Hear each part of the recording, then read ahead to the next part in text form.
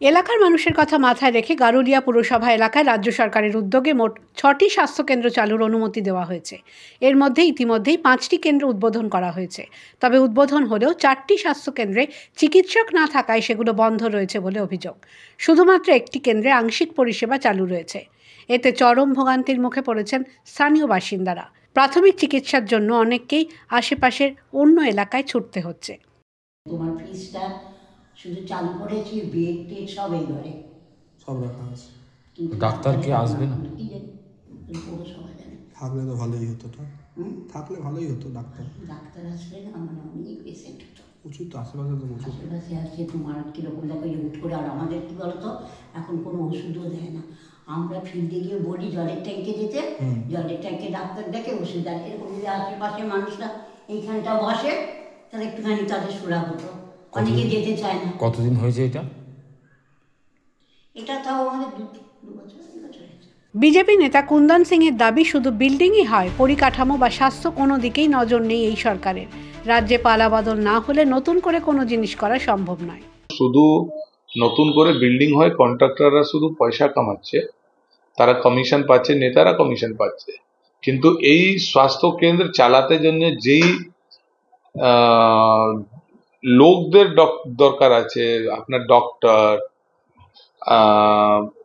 Nurse, staff, সেই স্টাফগুলো recruitment তো হচ্ছে না।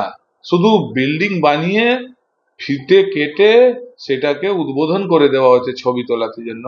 আলটিমেটলি কিন্তু ওইখান থেকে মানুষ কত পরিষেবা পাচ্ছে এইটা কিন্তু দেখার ব্যাপার আছে। আমি আগে বলেছিলাম, আর আমার কথাটা সত্যি হচ্ছে। দেখুন, তালা ঝোলানোই আছে। দেখুন, এই গভর্নমেন্টে এগেনস্টে পথে নামা ছাড়া তো আর কোনো উপায় নেই। আর আমরা তো সব জিনিস ওপরেই পথে আছি, নামার তো কোনো দরকার বলতে হবে না। আমরা তো আগের থেকেই এটা বলে যাচ্ছি, আমরা সব প্রতিবাদ জানাচ্ছি।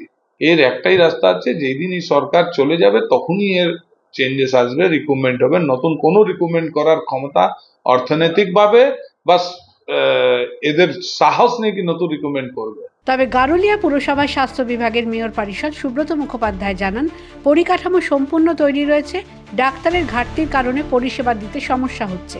খুব শীঘ্রই ডাক্তার নিয়োগ হলে কেন্দ্রগুলো চালু করা যাবে। পরিকাঠামো আছে আমাদের ইএসওপিডি একটা হচ্ছে ইপিএসসি 1, ইপিএসসি 2, একটা হচ্ছে এইতে জল ট্যাঙ্কিতে, একটা উপায় যথারীতি ওখানে ডাক্তার আছে। ওখানে সমস্ত রকম ল্যাব আছে, ডেঙ্গু টেস্ট সব হয়। যেটা আপনি হয়তো বলতে চাইছেন,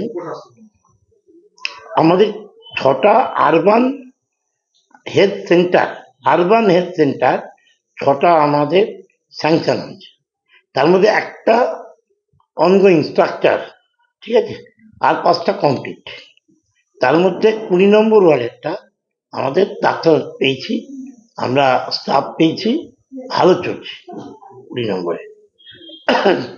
আরেকটা হচ্ছে 13 নম্বর, একটা 10 নম্বর, একটা হচ্ছে 12 নম্বর, আর একটা 17 নম্বর। এই 4টে কমপ্লিট। কিছু অ্যাপারচার্স আমাদের সিএমএইচ পাঠিয়েছে স্বাস্থ্য দপ্তর। নিয়ম হচ্ছে স্বাস্থ্য দপ্তর পাঠাবে একজন ডাক্তার, একটা নার্স, একটা সহায়তা কেন্দ্র, একটা হেল্পার। একজনকেও পাঠায়নি আজকে সিএমএইচ। কাজেই আমাদের এই 4টে কেন্দ্রে আমরা একটু অসুবিধায় আছি। পুরসভার মতোই কবে ডাক্তার আসবে সেদিকে তাকিয়ে এলাকার মানুষও। The wall bureau.